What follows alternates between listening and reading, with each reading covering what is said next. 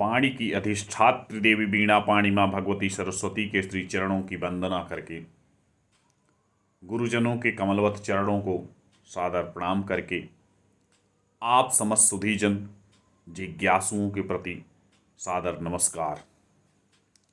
आज के इस व्याख्यान में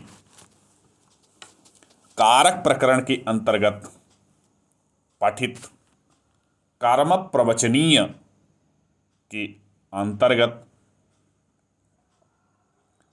कर्म प्रवचनीय जो संज्ञा है उसमें किस विभक्ति का विधान किया जाएगा और जिस विभक्ति का विधान किया जाएगा वह किसको बाधित करके किया जाएगा, इन कुछ प्रश्नों पर आज इस व्याख्यान के माध्यम से विचार करेंगे। तो सर्वप्रथम सूत्र पर दृष्टिपात करते हैं। तो कर्म प्रवचनीय युक्ते, इससे पूर्व अनुरलक्षणे ये कहा गया था सूत्र में। अनुरलक्षणे, जब अनु जो है वह लक्षण को बताएगा, लक्षण को द्योतित करेगा, तो उसकी कर्म प्रवचनीय संज्ञा होगी। यहां पर कर्म प्रवचनीय युक्ति यह कहा गया है। युक्ति यहां पर अक्त प्रत्यय जो है वह भाव अर्थ में है। द्वितीया, यह द्वितीया विभक्ति है। तो कर्म प्रवचनीय युक्ते, इसमें सप्तमी विभक्ति है। सूत्र के पद पर विचार करेंगे तो सप्तमी विभक्ति एक वचन का रूप है। द्वितीया प्रथमा विभक्ति एक वचन का रूप है। अधिकार है अनभिहिते, बहुत महत्वपूर्ण है। अनभिहिते कारक की शर्त यही है। तो सूत्र के अर्थ पर विचार करें तो यह विधि सूत्र है और कर्म प्रवचनीय संज्ञक जो पद हैं उनसे युक्त जो शब्द हैं उनमें द्वितीया विभक्ति का विधान करता है। तो कर्म प्रवचनीय जो संज्ञा है वह हो जाने के पश्चात कर्म प्रवचनीय संज्ञक शब्द में किस विभक्ति का विधान होगा, यह प्रश्न है। कौन सी विभक्ति होगी, क्योंकि यहां पर 6 कारकों में से किसी कारक का नाम प्राप्त नहीं होता है। प्रवचनीय किसी कारक के रूप में परिगणित नहीं है, इसलिए यह और अधिक विचारणीय हो जाता है कि 6 कारकों के लिए तो विभक्ति का विधान निश्चित है। यहाँ पर भी इस प्रश्न के समाधान हेतु महर्षि पाणिनि ने सूत्र बनाया कर्म प्रवचनीय युक्ते द्वितीया। इस सूत्र में भी अनभिहिते सूत्र का अधिकार विहित किया गया है। कर्म प्रवचनीय युक्ते द्वितीया सूत्र के अनुसार जो कर्म प्रवचनीय संज्ञक शब्द से युक्त है, यह ध्यान रखना है, कर्म प्रवचनीय संज्ञक शब्द से युक्त है, उसमें द्वितीया विभक्ति का विधान किया जाएगा। उदाहरण है जपम अनुप्रावर्षत, यही उदाहरण है। जपम अनुप्रावर्षत, ये पूर्व जो अनुरलक्षणे सूत्र में मैंने बताया है वहाँ उदाहरण के रूप में। तो जपम अनुप्रावर्षत यह कहा गया।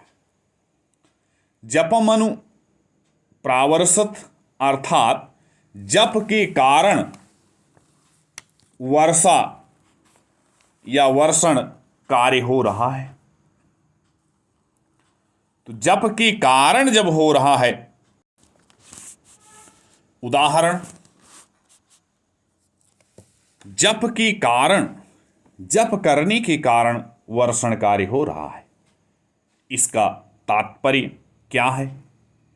इसका तात्पर्य यह है कि हेतुभूत जप से उपलक्षित जो है वह वर्षण है।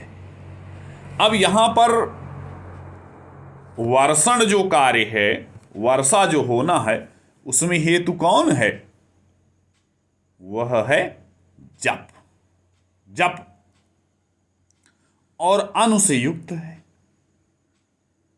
तो यह जपम अनु जो है वह कर्म प्रवचनीय युक्ते हो गया, क्योंकि अनुरलक्षणे, यह सूत्र में कहा गया है कि अनुरलक्षणे, तो यहां पर जपम अनु, जपम अनु यह कर्म प्रवचनीय युक्त हो गया, और कर्म प्रवचनीय युक्त होने से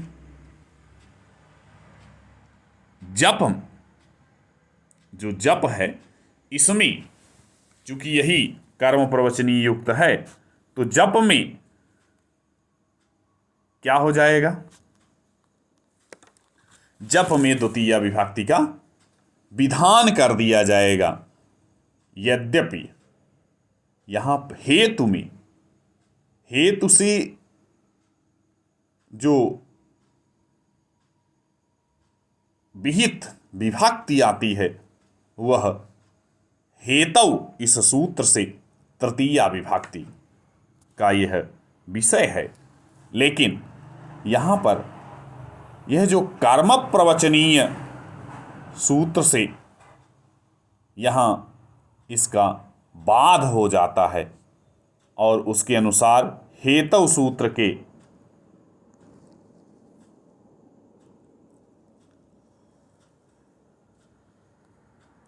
स्थान पर कर्म प्रवचनीय युक्ति द्वितीया, इससे जप इस शब्द में द्वितीया विभक्ति का विधान अनु के युक्त होने से, अनु के संयुक्त होने के कारण ऐसा हो रहा है।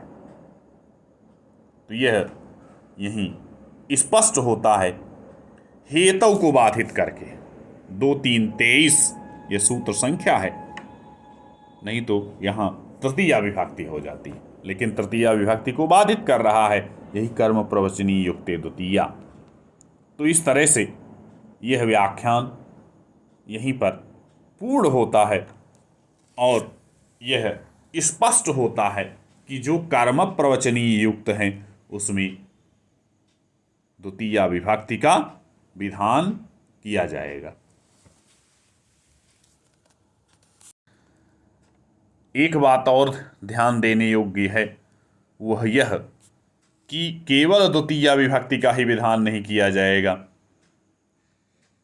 जहां पर और किसी अन्य विभक्ति का विधान किया जाएगा वहां उसका वह भी बताया जाएगा, वहां उससे संबंधित बात स्पष्ट की जाएगी, यही कारक प्रकरण में ही।